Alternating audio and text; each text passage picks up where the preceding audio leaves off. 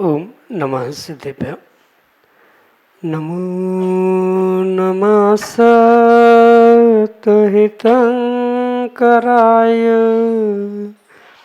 वीराय भव्याम्बुजभास्कराय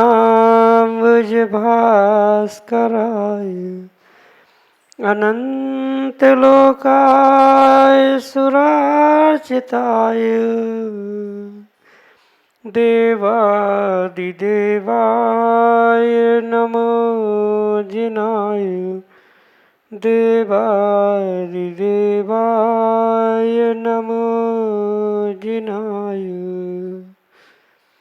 पंच परमिष्टि भगवान की परम पूज्य आचार्य भगवंत गुरुवर विशुद्ध सागर जी मुनि महाराज की परम पूज्य मुनि श्री सुप्रभ सागर जी महाराज की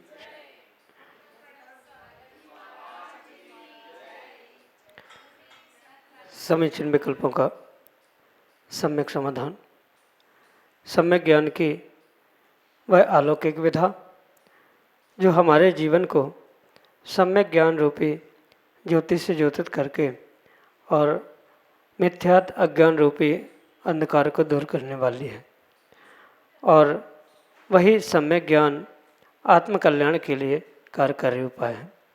ऐसे आत्मकल्याण की वह अनूठी विधा समीचीन विकल्पों का सम्यक समाधान जो कि हम सभी आगम के परिप्रेक्ष्य में प्रतिदिन प्राप्त करते हैं।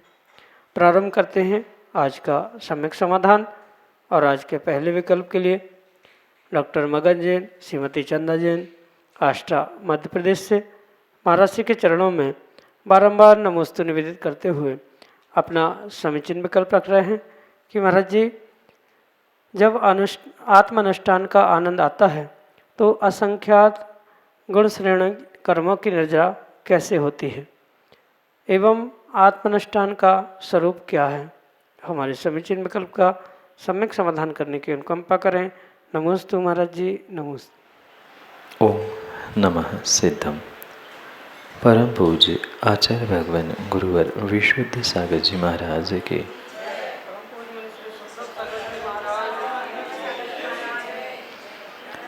आत्मानुष्ठाननिष्ठस्य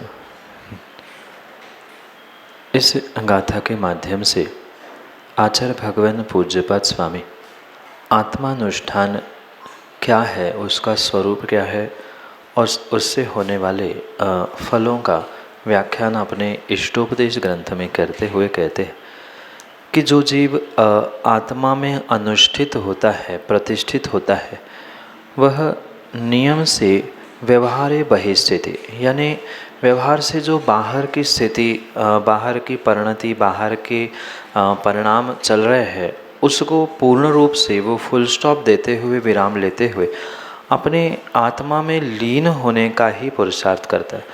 क्योंकि आत्मानुष्ठान का अर्थ ही ये होता है कि अपने आत्मा में तल्लीन हो जाना, लीन हो जाना, प्रतिष्ठित हो जाना। और जब जीव अपने आत्मा में लीन हो जाता है तब मन के विषय, इंद्रियों के विषय, बाहर की कोई भी परिणति उसके पास नहीं रहती। वो उस बाहर के प्रत्येक परिणति से बिल्कुल शून्य हो जाता है। और जहाँ बाहर की मतलब मन वचन काय की पांचों इंद्रियों की विषयों की परिणति से जीव शून्य हो जाता है, दूर हो जाता है, तो स्वाभाविक सी बात है नवीन कर्मों का आश्रव भी वहाँ नहीं हो सकता। क्योंकि काय वांग मना कर्म योगा स आश्रवा, मन वचन काय के कर्म योग से ही आश्रव होता है और आश्रव पूर्वक ही बंध होता है। पहली बात तो आत्मा में अनुष्ठित होने से, आत्मा का ही अनुष्ठान करने से वह कर्मों के आश्रव को रोकता है, बंध की प्रक्रिया को रोकता है, और जो पुराने भी कर्म संचित है उसको भी तप के माध्यम से निर्जन करता है, क्योंकि आत्मा में अनुष्ठित होना यह एक प्रकार का ध्यान है और ध्यान अंतरंग तप के अंतर्गत लिया जाता है, तो उस तप से कर्मों की निर्जरा भी हुआ करती है। इसलिए ये सत्य है कि आत्मानुष्ठान निष्ठा से व्यवहारे बहिरस्थिति जायते परमानंद कश्चित योगिन योगिना।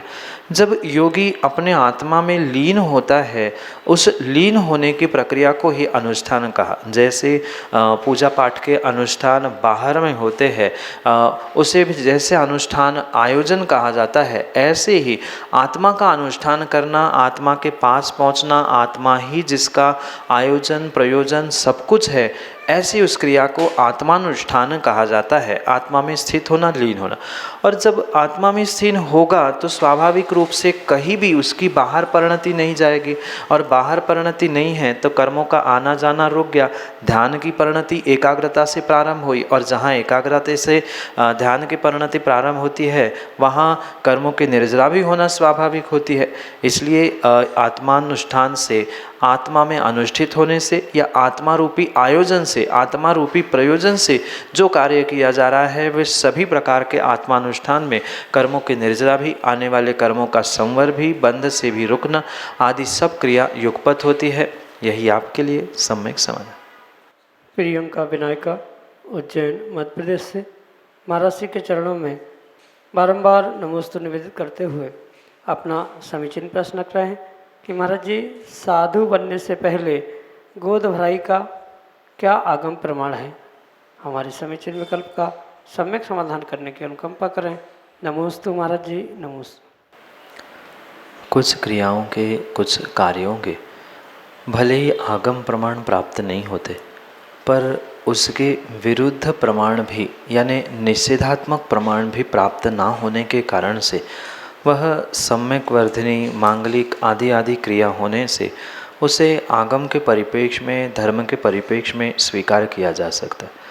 जैसे दीक्षा के पूर्व वह बनने वाले दीक्षार्थी, बनने वाले मुनिराज या जो वर्तमान के दीक्षार्थी है, ऐसे उन भैयाजियों को मंगल स्नान कराना, उनकी गोद भराई करना, उनकी बिनौली निकालना, ये सब कुछ मांगलिक क्रिया के रूप में स्वीकार किया जाता है। और इसका कुछ कुछ अंशों में, पुराणों में वर्णन अवश्य प्राप्त होता है। जैसे तीर्थंकर भगवान भी दीक्षा लेने के लिए जाते हैं, उसके पहले आपने सुना होगा कि वह दीक्षा अभिषेक होता है। पंचकल्याणक में भी कार्यक्रमों में आप देखते हैं, जैसे वैराग्य होता है, दीक्षाभिषेक करवा के उनके वस्त्र आभूषण बदले जाते, फिर पालकी में विराजमान होकर वह वन की ओर दीक्षा लेने के लिए जाते हैं। तो बिल्कुल यही प्रक्रिया वर्तमान में भी की जाती है, जिसे मांगलिक क्रियाओं के साथ और अधिक से अधिक क्रियाओं के साथ जोड़ने का प्रयास किया जाए।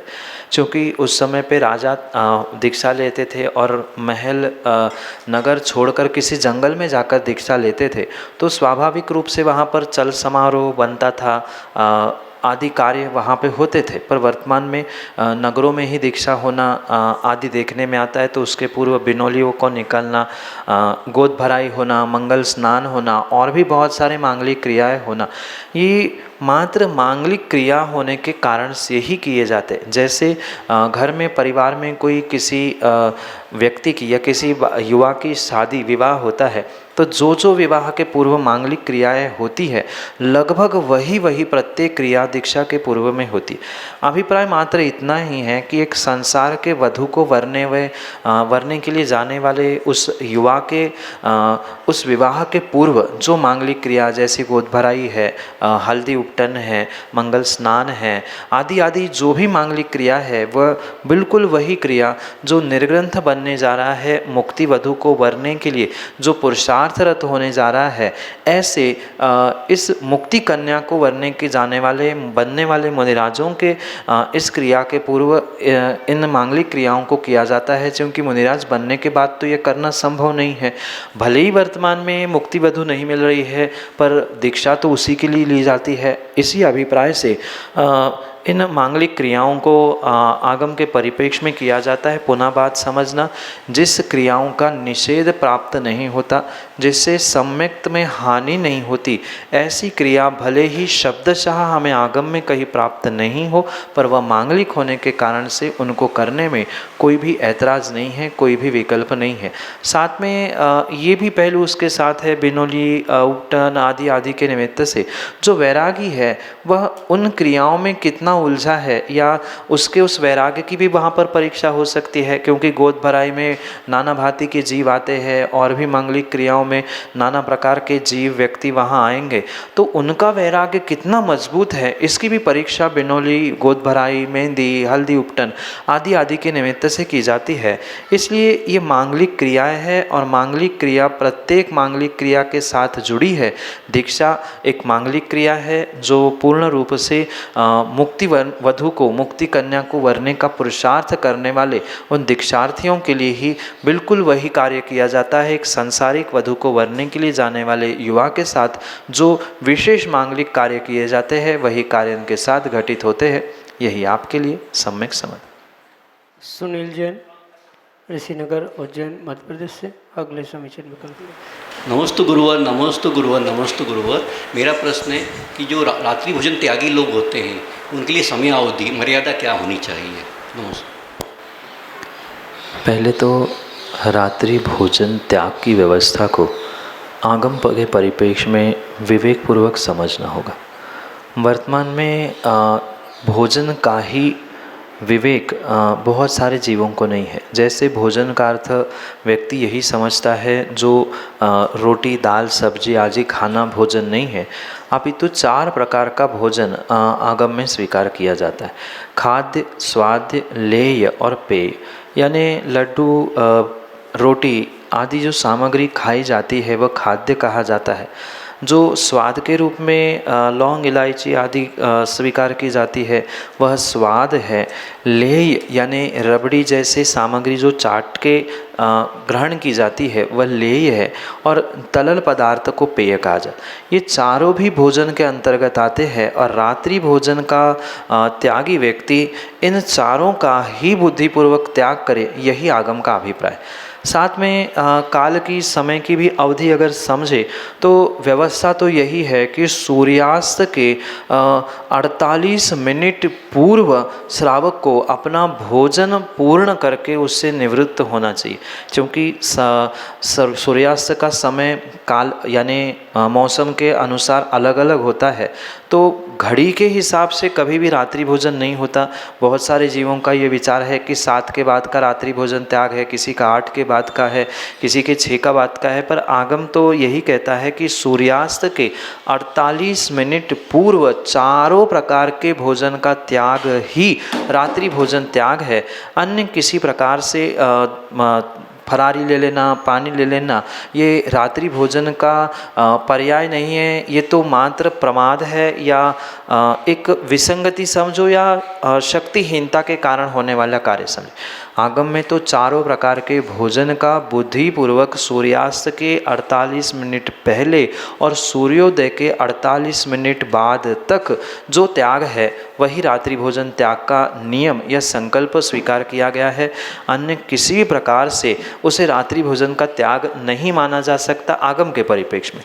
पर दूसरा पहलू मैं साथ में ये भी कहना चाहता हूँ कि माना कि कोई व्यक्ति ये नियम पाल रहा है कि 7 बजे के बाद, 7:30 के बाद भोजन नहीं ग्रहण करेंगे या सूर्यास्त के बाद अन्न नहीं ग्रहण करेंगे, ये भले ही आगम के परिप्रेक्ष्य में रात्रि भोजन के त्याग का नियमधारी नहीं कहा जाएगा, पर कुछ नहीं से कुछ सही ऐसा जो कहा जाता है, कुछ नहीं कर रहा है, चलो कुछ तो कर रहा है। रात भर खाने की अपेक्षा से 7:30 की सीमा की, 7 की सीमा की, रात्रि भोजन की अपेक्षा से फरारी कर रहा है, जबकि ये पूर्ण रूप से दोषपूर्ण ही है। आगम उसे रात्रि भोजन ही स्वीकार करता है, पर कुछ नहीं सो कुछ सही, कुछ तो सीख रहा है, कुछ करने का प्रयास कर रहा है, कुछ तो मर्यादा पाल रहा है। इतना भी मानकर कथनचित उसकी आगे बढ़ने की भावना आदि देखते हुए वह कार्य भी श्रेयस्कर, प्रशंसनीय हो सकता है। पर पुनः बात समझे कि चारों प्रकार के भोजन का त्याग सूर्यास्त के 48 45 मिनट पहले, अंतर मुहूर्त पहले ही आगम में रात्रि भोजन त्याग के दोषों का निवारण करने के लिए, नियम का पालन करने के लिए सार्थक हो सकता है। अन्य जो भी कर रहा है वह कुछ कार्य कर रहा है इस अपेक्षा से तो ठीक है, पर आगम की ये व्यवस्था नहीं। यही आपके लिए सम्यक समाधान। श्रीमती चंदा बिलाला, उज्जैन मध्य प्रदेश से अगले समीचीन विकल्प। नमोस्तु भगवान, नमोस्तु भगवान, नमोस्तु भगवान। महाराज जी, मेरी ये शंका का समाधान है कि मानस हम अपन हर जगह देखते हैं, मंदिरों में लगे रहते हैं बाहर, पर जैसे बाहर कितनी लेडीज़ें अशुद्धियों में रहती है और निगाह तो चले ही जाती है, तो उसमें हमें दोष लगता है कि नहीं लगता है? यह हमें शंका का समाधान क्या कीजिए। माँ, अशुद्धि के दिनों में घर से बाहर निकलना यही बहुत बड़ा दोष और बहुत बड़ा पाप है। आगम के परिप्रेक्ष्य में अशुद्धि के 3-4 दिनों में महिलाओं को एक कमरे में ही सुरक्षित रहने की आगम की आज्ञा है। जब घर परिवारों के साथ नज़र मिलाना उचित नहीं है, बाहर बाजार में घूमना, घर से बाहर निकलना और अन्यत्र दृष्टि फेंकना, ये पुण्य का कार्य कैसे हो सकता है? अगर बात मानसम की ही करें तो आप मंदिर के भी किसी दीवार को देखते हो तो वह भी आयतन होने से दोष लग रहा है, उसके सामने भी नहीं आना चाहिए। जबकि मैंने जैसे कहा, आगम में जब घर से बाहर निकलने का ही निषेध है तो फिर आगे की बात ही वहाँ बचती ही नहीं है कि देखना चाहिए कि नहीं, होना चाहिए कि नहीं। ये तो भिन्न व्यवस्था है। अगर सर्वथा हम ऐसा समझे कि मानसम मंदिर या विशाल बहुत सारी प्रतिमाएँ ऐसी ऊंचाई पे होती है, तो ऐसा अगर सर्वथा है तो फिर कभी मंदिर मानसम या खुले में प्रतिमा आदि विराजमान करना आगम के परिप्रेक्ष्य में योग्य होता ही नहीं होता। इसलिए व्यक्ति को अपनी स्वयं की मर्यादा का पालन करना चाहिए, ना कि आगम की मंदिर की किसी व्यवस्था पर उंगली उठाते हुए उनमें दोष खोजने की आवश्यकता है। वो तो मंदिर है तो मंदिर का मानसतम होगा ही होगा, और मानसतम भी नहीं है तो मंदिर है, मंदिर नहीं है तो मंदिर का बोर्ड लिखा है, कहीं नाम लिखा है। इतना ही नहीं, अगर आगम को सुनोगे कि इन अशुद्धि के दिनों में महिलाओं की, माताओं की क्या व्यवस्था होती है और आज की व्यवस्था आप समझोगे तो शायद आंखों में पानी आए बिना रह नहीं सकता, क्योंकि इतनी विडंबना और इतनी विपरीत स्थिति वर्तमान में देखने में आती है। मात्र घर से बाहर निकलना नहीं, किसी प्रकार से उनकी दृष्टि किसी अक्षरों पर भी पड़नी नहीं चाहिए, क्योंकि आगम तो बहुत दूर की बात है। ये एक एक अक्षर, न्यूज़पेपर, पत्रिका, टीवी, मोबाइल आदि जिनका प्रयोग आप प्रतिदिन करते हुए बहुत सारा पाप कर रहे हैं, और उन अशुद्धि के दिनों में वही मोबाइल आप अपने पर्स में अपने पास रख के बाहर घूम रहे हैं। मर्यादा का उल्लंघन है। मोबाइल में क्या क्या भरा हुआ है, न्यूज़पेपर पढ़ रहे हैं, कहीं कुछ बातें सुन रहे हैं। मात्र और मात्र अपने कमरे में सुरक्षित रहते हुए अपने धर्म ध्यान में ही लीन होना, किसी शब्दों का उच्चारण नहीं करना, मौन से रहना, भोजन करते हुए भी सरस भोजन नहीं करना, नीरस भोजन करना चाहिए। उत्कृष्ट विधि तो उतने दिन उपास करने की कही गई है। तो पहले अपनी मर्यादा का हम ध्यान रखें कि हम इनमें कितने खरे उतरते हैं, और फिर किस पे दृष्टि डालने से क्या दोष पड़ता है। ये तो सबको ही पता है कि अनजाने में भी दृष्टि पड़ रही है तो दोष है, जब घर से बाहर निकलने में दोष है तो फिर आगे की बात ही क्या कहना। यही आपके लिए सम्यक समाधान। ताराचंद जैन, ऋषिनगर, उज्जैन मध्य प्रदेश से अगले समीचीन विकल्प की। नमोस्तु महाराज जी, नमोस्तु नमोस्तु नमोस्तु। हमारा प्रश्न महाराज जी, मेरा प्रश्न है, जब लड़का लड़की का जन्म होता है तो 10 दिन का सूतक लगता है, और वही बड़े होकर जब वो उनका मरण होता है तो लेडीज को 12 दिन का और जेंट्स को 13 दिन का, ऐसा क्यों? ये महाराज जी नमोस्तु। मैं कई बार इस बात को दोहरा चुका हूँ कि आगम की परंपरा और क्षेत्रीय परंपरा, इसमें ज़मीन आसमान का अंतर है। आगम में किसी प्रकार से ऐसा विभाजन नहीं है कि लड़के की मृत्यु होने पर 13 दिन को पुरुषों का या महिलाओं को 11 दिन का, ऐसा आगम में कोई प्रमाण प्राप्त नहीं होता। वहाँ तो सीधा सीधा गणित है। जन्म का 10 दिन का तो मरण का 13 दिन का, यानी 12 दिन का और 13वें दिन शुद्धि होना, ये आगम की व्यवस्था है। हाँ, इसके अगर कुछ कम अधिक होने का विकल्प है तो वह मात्र पीढ़ियों के निमित्त से है। कोई स्त्री पुरुष मरने वाले या उसे सूतक पातक को प्राप्त करने वाले की अपेक्षा से किसी प्रकार से कोई अंतर नहीं है। ठीक है, कुछ प्रांतों में कुछ क्षेत्रों में ये व्यवस्थाएं चलती है कि महिलाओं के लिए मात्र 11 दिन का कहा जाता है और पुरुषों को 13वें दिन। तो ये मात्र कुछ क्षेत्रीय परंपरा है, इसका कोई आगम प्रमाण नहीं है। आगम में तो पूरे ही समय की, यानी जैसी पीढ़ी है उतने पीढ़ी तक की उसकी मर्यादा और उसका सूतक पातक कहा है। यही आपके लिए सम्यक समाधान। श्रीमती उषा सेठी, उज्जैन मध्य प्रदेश से अगले समीचीन विकल्प करें। नमोस्तु गुरुदेव।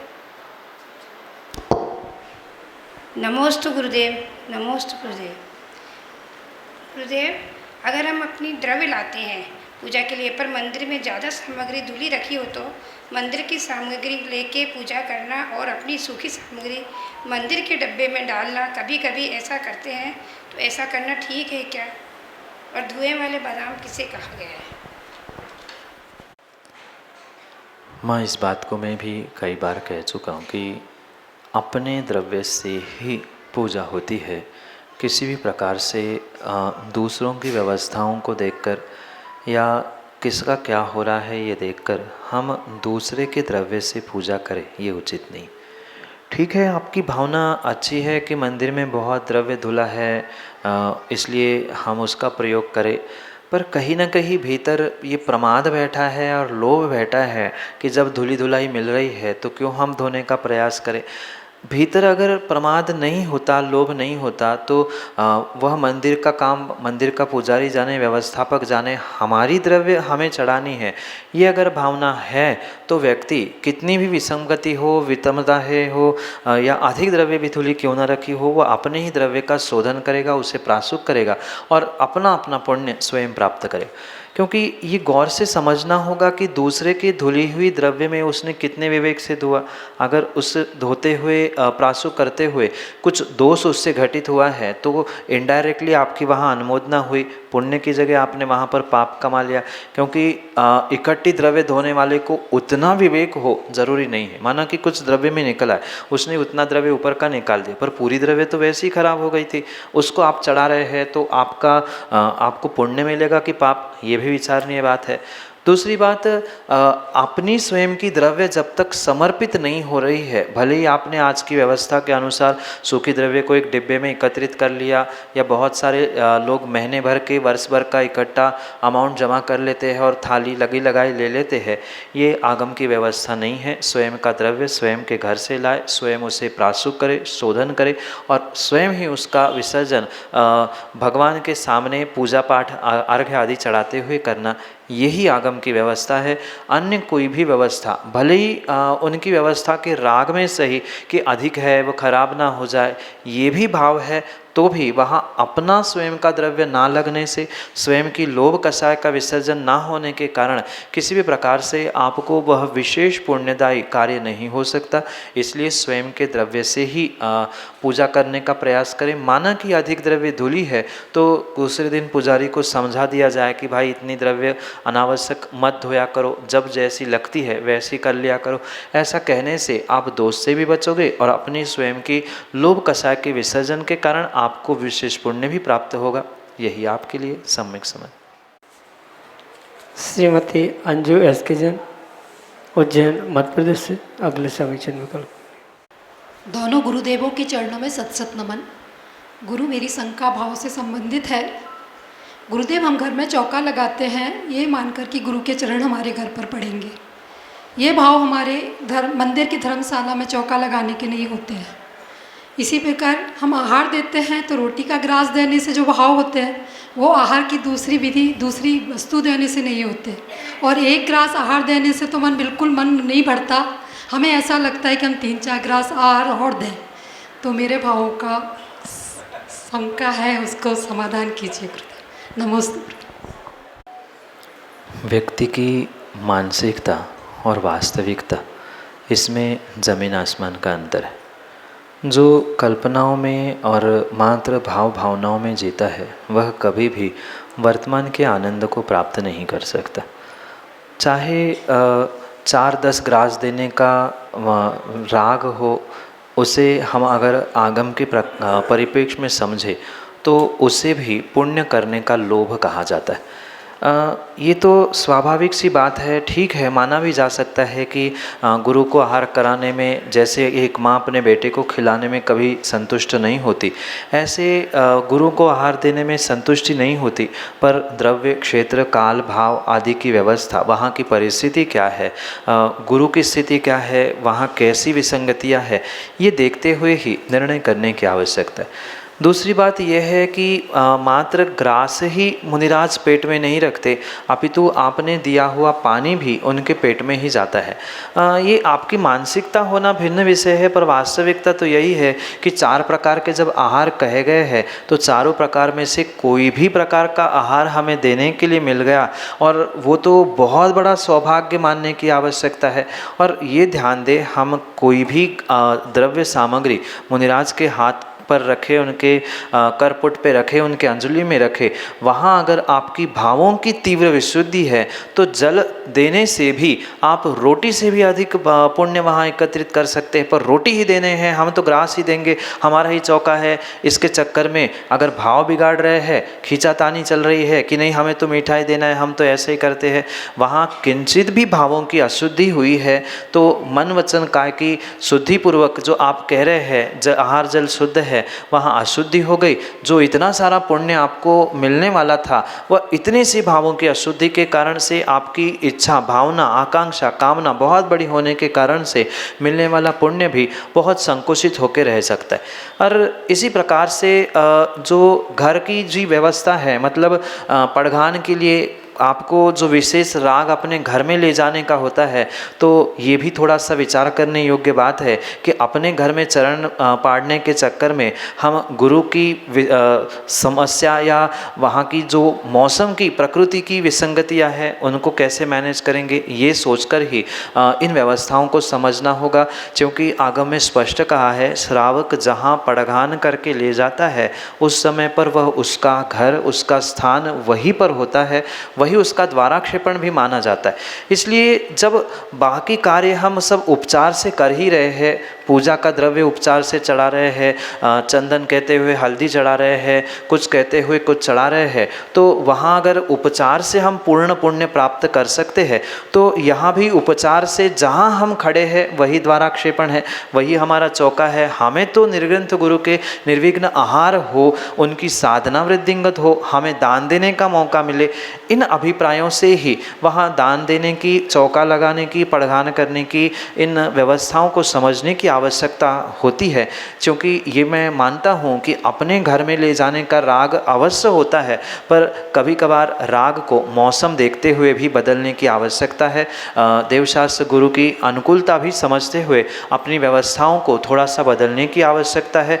भाव नहीं लग रहे हैं इसलिए दान नहीं देना, ये भी बात उचित नहीं है। भाव तो आपको बनाने होंगे, जैसा द्रव्य, क्षेत्र, काल की मर्यादा है, ऐसी आप अपने भावों की मर्यादा को ही मात्र संभाल के रखेंगे तो कभी उत्कृष्ट भावों से उत्कृष्ट कार्य जीवन में हो ही नहीं सकता। इसलिए जब जहाँ जैसे मिले, और मैं तो कहता हूँ माना कि ये ग्रास देने भी नहीं मिल रहा है, पर वहाँ खड़े खड़े मात्र शुद्धि के वस्त्र पहने आप अनुमोदना कर रहे हैं कि निर्ग्रंथ गुरु की निर्विघ्न आहारचर्या हो, उनको कोई विकल्प ना हो, देने वाले दे रहे हैं, हम दूर रह के उनकी सेवा, वैयावृत्ति, शोधन करने का भी प्रयास कर रहे हैं। अंत में हाथ लगाने को मिला, नहीं भी मिला तो आपकी अनुमोदना का तो पुण्य आपको वैसे मिलेगा, क्योंकि दूसरे के चौके में जाकर उनके ही परिवार का, उनके ही द्रव्य का उपयोग करके आप आहार दे रहे हो, आपको क्या पुण्य मिल रहा है? स्वयं के द्रव्य का दान ही दान पुण्य होता है, फिर उनके घर में जाकर उनकी ही सामग्री पुण्य आपको कैसे देने वाली हो सकती है? इन सभी बातों का विवेक रखते हुए